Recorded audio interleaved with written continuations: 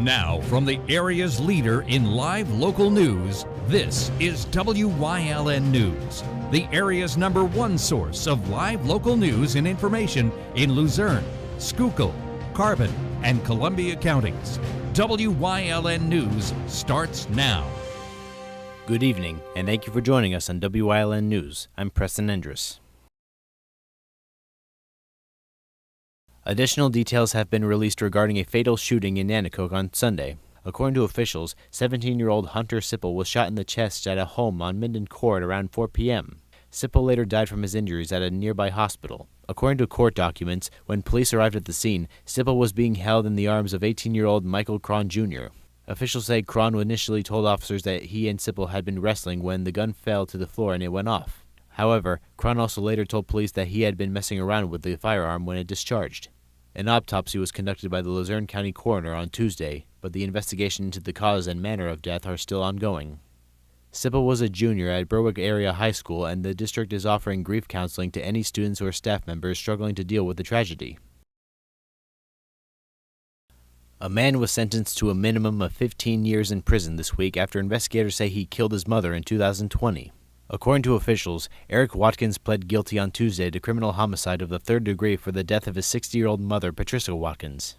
Investigators say Patricia was brutally beaten to death on December 13, 2020 inside of her home in Sugar Notch. According to the affidavit, Patricia's other son, Jeremy Broadbeck, witnessed Eric sitting on top of their mother and beating her face. Upon arriving at the scene, state police say Eric screamed, "She is dead. My mom is dead. I killed her." Watkins also told police that he was hearing voices and that a higher power told him to attack his mother. Patricia's body was found in a bathtub and her face was severely injured. Watkins has been sentenced to 15 to 40 years in prison in connection with the incident.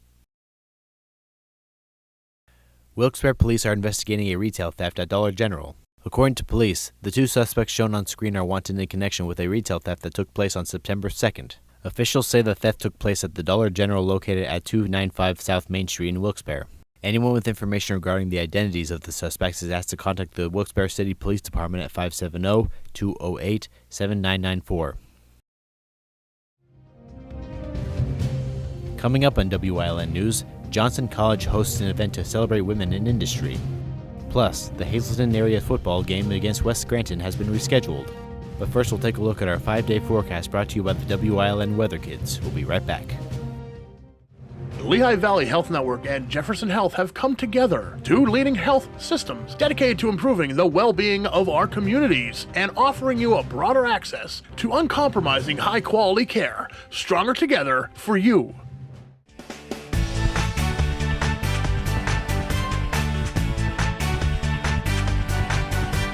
My name is Andy, and tomorrow's going to be partly cloudy.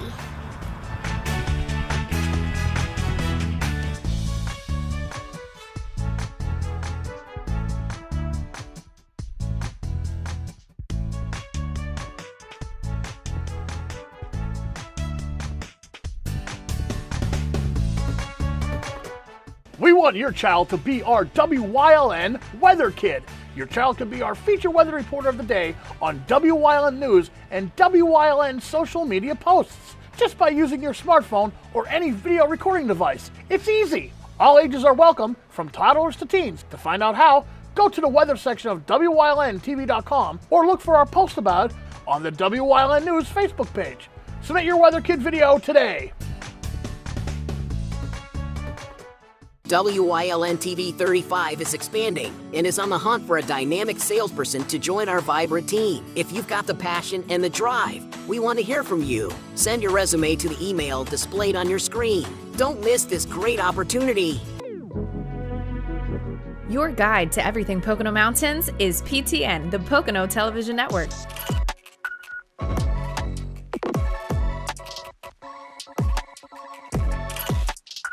Tune in and see all the unique places to stay and things to do in the Pocono Mountains.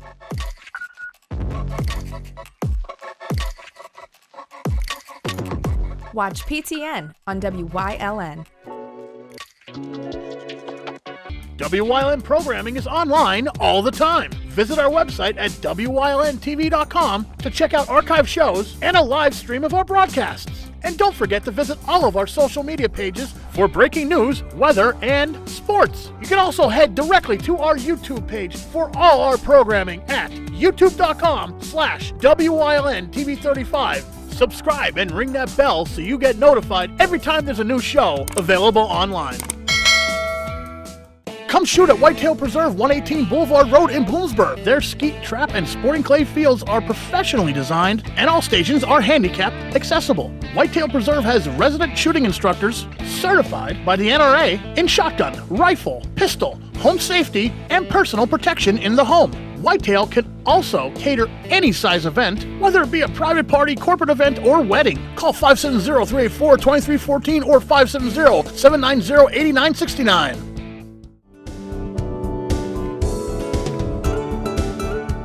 This week on Let's Talk Chiropractic, it's going to be a great show.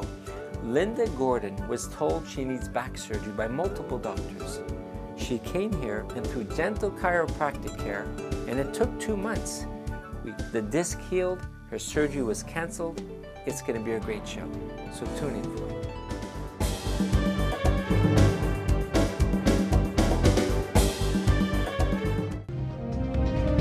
Welcome back to WYLN News.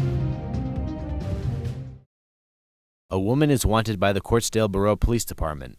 Brienne DeLeo is wanted for theft and access device fraud. DeLeo is described by police as a white female with brown hair and hazel eyes. Police say DeLeo may be traveling on a bicycle. Anyone with information regarding her whereabouts is asked to contact the Courtsdale Borough Police Department at 570-287-2725. Johnson College in Hazel Township held a Women in Industry Connections event on Tuesday, September 3rd. The event was a collaboration between Johnson College's Women in Industry initiative and the Can Do training program. During the event, participants learned about the various industries and connected with the influential women driving the local economy in the Hazleton area. Associate Vice President of Special Programs Kellen Williams spoke with us about the Women in Industry initiative.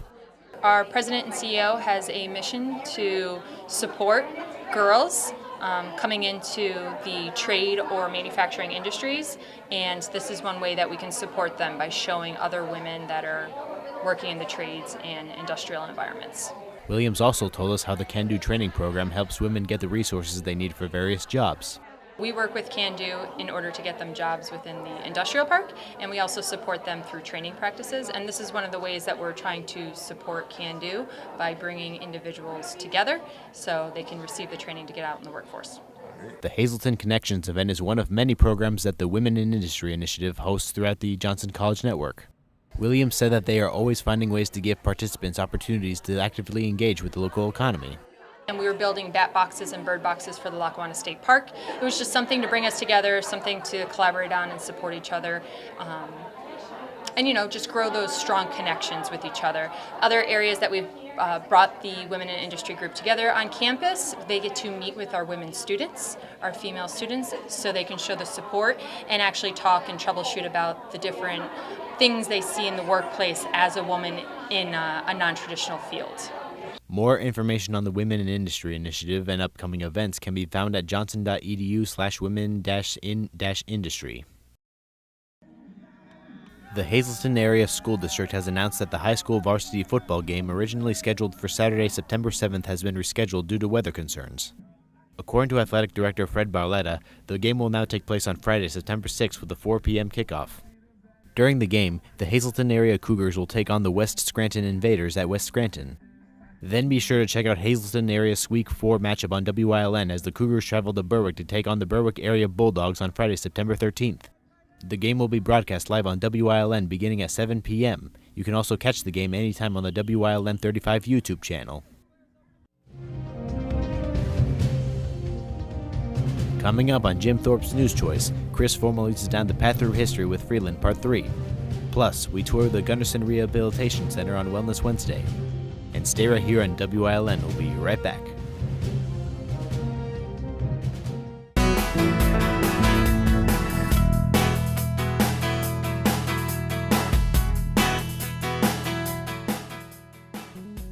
Be Organic Farm, located at 213 West Butler Drive in Drums. The stand is in full swing. with tomatoes, green peppers, sweet peppers, garlic, zucchini, cucumbers, onions, strawberry peppers, Italian hot stuffing peppers, corn to order, apples, pumpkins, and farm fresh eggs. Stop in for all your produce. Be Organic Farm also has canning tomatoes and a large variety of soaps, candles, organic sprays, and pain relievers. Be Organic Farm, open daily from 9 until 6. Stop by the stand today. Fresh from the Farm is brought to you by Lehigh Valley Health Network and Jefferson Health. Together for the future of care. Learn more at lvhn.org/Jefferson. SJ Kowalski is your Mitsubishi Diamond Contractor. They can install a Mitsubishi electric Mr. Slim ductless heating and cooling system. Mr. Slim systems are designed to make any living space in your home inviting. You can have a different temperature control for every room in your home. The money-saving technology can save you 25 to 50% on your heating bill. For Mitsubishi, Rinnai, and trained comfort specialists, call SJ Kowalski at 570-455-2600. Do you like craft beer? Do you want to learn the right way to sample wine? How about checking out a restaurant with a unique flavor or a crazy food challenge? These are just some of the things we are featuring on Wine, Hops, and Road Stops. So, spend some time learning about great wine, great beer, and great food on WYLN TV 35.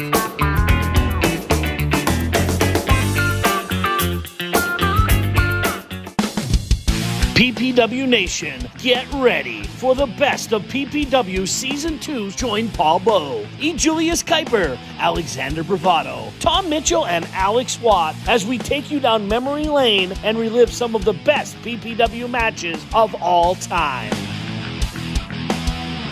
Saturdays at 5 p.m., Sundays at 10 p.m., only on WYLN.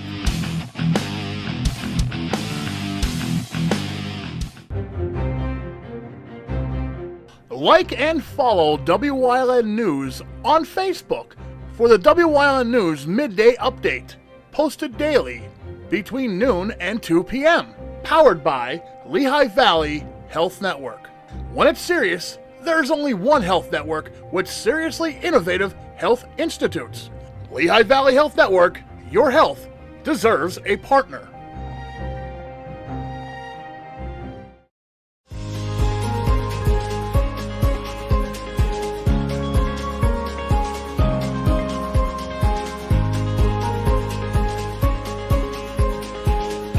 As the 1900s dawned, coal was still the major economic force in the Freeland area. Beginning on September 17, 1900, though, all miners would go on strike. The main cause of this walkout in this case would be the miners' grievances over being forced to pay for the explosives they used in the mine at coal companies' stores for exorbitant prices. Thus, their demands to the owners were to have this business practice terminate, as well as to be given a living wage. Tensions would run high around Freeland during the strike, although Sheriff James Harvey was able to largely keep peace in town. During the slightly more than a month the strike lasted, Freeland would play host to several labor leaders. United Mine Workers President John Mitchell would address a large crowd in Public Park, shortly having done the same thing in Jeddo, and noted labor activist Mary Harris Jones, better known as Mother Jones, would similarly speak at the Grand Opera House. The strike would end on October 29th after the mine owners were pressured into making concessions by both J.P. Morgan, whose banks own many of the mines and railroads in the region, and by National Republican Party boss Mark Hanna, who worried that a long strike would hurt President William McKinley's re-election chances. In the end, the owners agreed to a minor wage increase and to end the institution of grievance procedures, but still refused to recognize the UMW. Nonetheless, the strike was successful for Mitchell and the union, whose ranks swelled from tens of thousands of previously non-union miners of every conceivable ethnicity who had walked out during the picketing, and this would give Mitchell confidence to launch a larger strike 2 years later. Freeland, however, hadn't seen the last of strikes that year. Around the time the coal miners were on strike, the mostly female employees of the Freeland Silk Mill also walked out, demanding work time be cut from the 10 hours they were currently set out, in addition to regular Saturday and work hours as well, and wage increases to $3 for spinners and lacers and $4 for everyone else. This would culminate in a harsh showdown with the law, in which one policeman would be charged with choking out a female striker, and numerous demonstrators would be imprisoned. In the end, however, the silk strikers' demands would be mostly met. Eventually, labor calm would return to the Freeland area. Notable businesses that would open the following years would include the Freeland Brewing Company, opened in 1907 at Fern and South Streets. It would sell such brands as Freeland Ale, Freeland Bock, and Freeland Porter. During World War I, the Freeland Manufacturing Company opened on South Street, originally making ship parts, including ship propellers. And clothing manufacturers continued to thrive, with the Freeland Dress Company, Freeland Mills Incorporated, and Freeland Bobbin Company all operating within town limits. And Freelanders would get their own place to watch movies and vaudeville shows when the Refowich Theater opened in February 1914 at the corner of Center and Main Streets.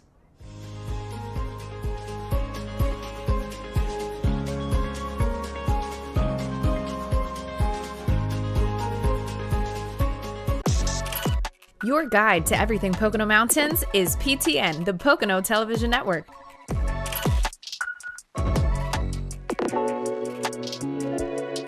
Watch PTN on WYLN. If you're looking for an affordable pre-owned car or truck, Cher's Auto Sales has a great lineup of clean, dependable, and quality vehicles. Stop in at 610 North Broad Street in West Hazleton, 570-454-7229. Cher's is proud to be celebrating 70 years in business.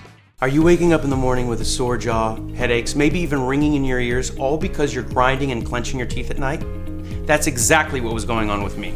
I end up going to a dentist and he wants to charge over $600 for a night guard.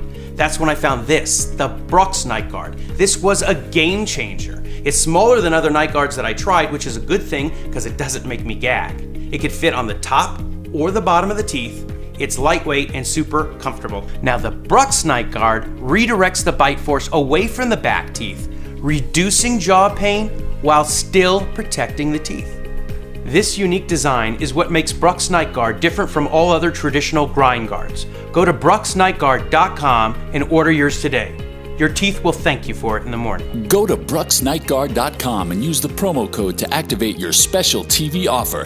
That's brooksnightguard.com. Order today and take advantage of this special TV offer. Your teeth will thank you for it in the morning. Come shoot at Whitetail Preserve, 118 Boulevard Road in Bloomsburg. Their skeet, trap, and sporting clay fields are professionally designed, and all stations are handicapped accessible. Whitetail Preserve has resident shooting instructors certified by the NRA in shotgun, rifle, pistol, home safety, and personal protection in the home. Whitetail can also cater any size event, whether it be a private party, corporate event, or wedding. Call 570-384-2314 or 570-790-8969. Hey, did you know WYLN posts news stories and other bonus content on social media all week long? The Weather Kids, Fresh from the Farm, Everyday Heroes, Let's Talk Sports, Feel Good Friday, daily news stories, and more. Visit WYLNTV.com, Facebook, and YouTube to check it out. WYLN, the local leader on social media. We're your local network.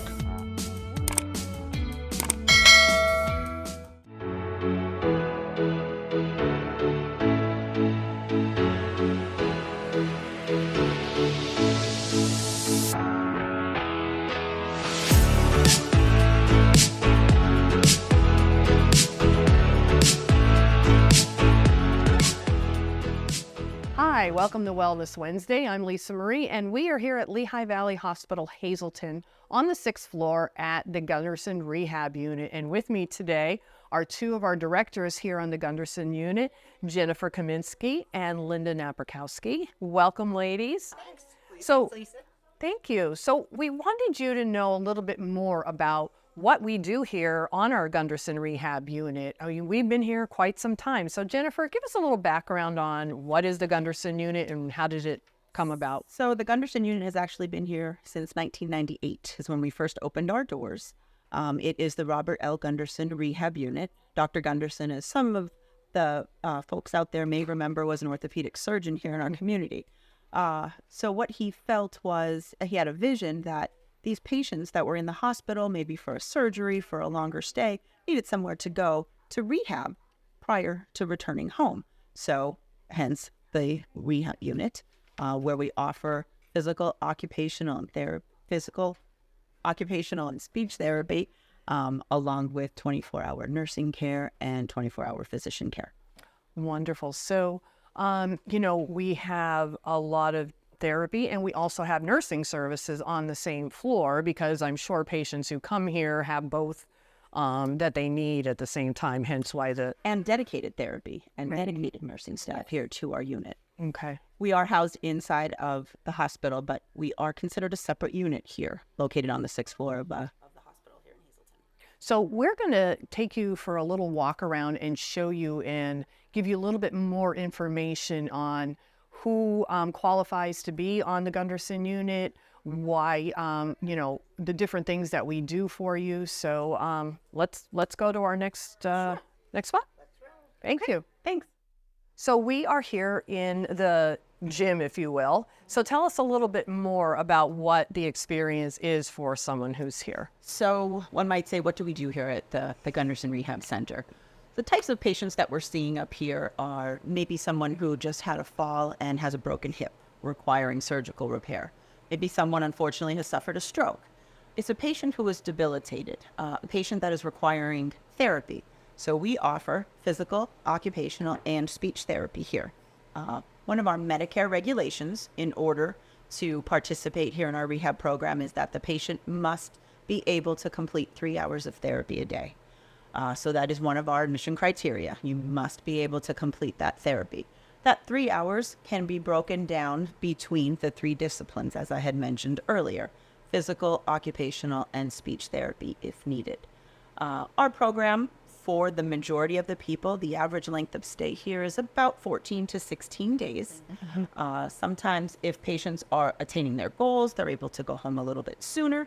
If sometimes they're a little bit slower progressing towards their goals, they may need to go to an additional post-acute care service for additional therapy. Of course, our goal here at Gunderson is to get that patient home and functioning like they were doing before their injury. Sometimes it does take people a little bit longer to get back on their feet, to recover and get back home. Sure, we're all different. But our goal here is intensive therapy initially after your injury, so that we can get you back on your feet as soon as possible. We encourage family to come in. We encourage family training. We want the family involved in that patient's care. If they need to be educated on something new that the family is going to have to be doing when they go home, nursing will educate, therapy will educate.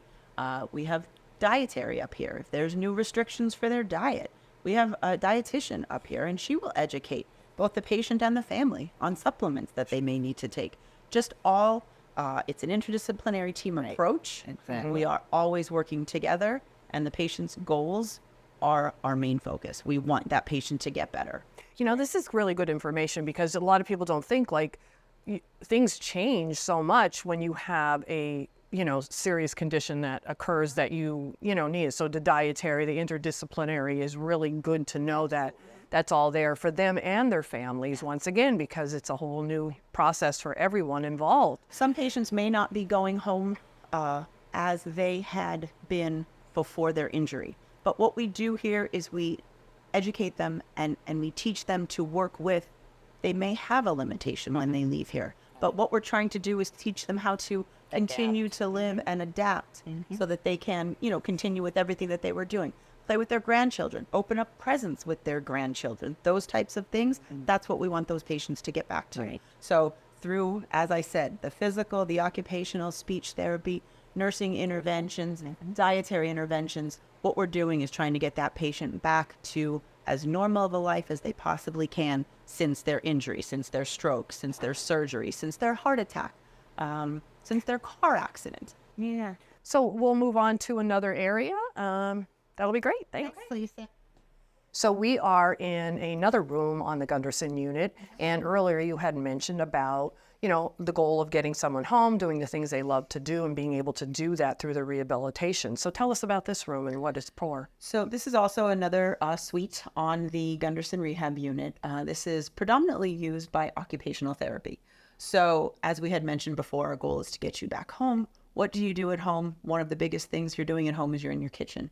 You're functioning in your kitchen. You're doing meal preparation. So now after your injury, you may have to go home for a short time, say in a wheelchair. So how am I going to use the stove?